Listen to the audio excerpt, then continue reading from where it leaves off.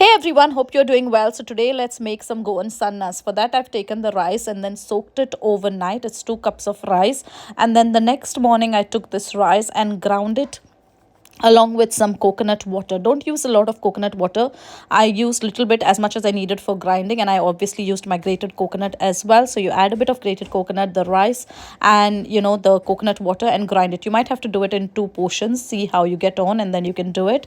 Then once that was done, I've taken the warm water, added the sugar and my instant yeast, and you have to cover and keep it to get nice and frothy. If it doesn't get frothy, you repeat the process, but this had turned nice and frothy about 10 minutes. And then I've added this to my batter that was ground, the rice batter, and I've added 7 up.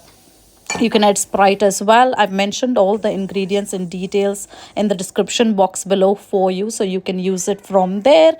Now, depending on the sweetness you want, you can add more sweetness to your sannas as well. Some people like them extra sweet. If not, you can add 1 tablespoon of sugar more as per your sweetness. And some people, they like to add jaggery as well. Then after that, I've added this to the batter, covered it and kept it in the sunlight for a couple of hours. It will take longer if the weather conditions are not very hot, 2 to 3 hours. And then the batter rises nicely like this, making it nice and fluffy sannas that you get, and it smells so incredible and lovely.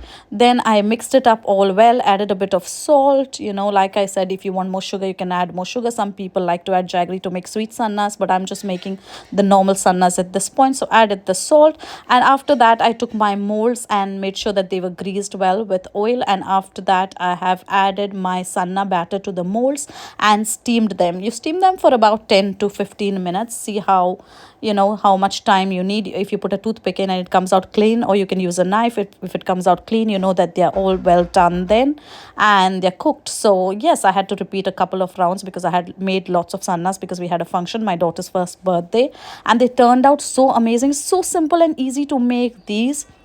And then there you go, my sannas got ready just like that, and then they came out so well from the molds.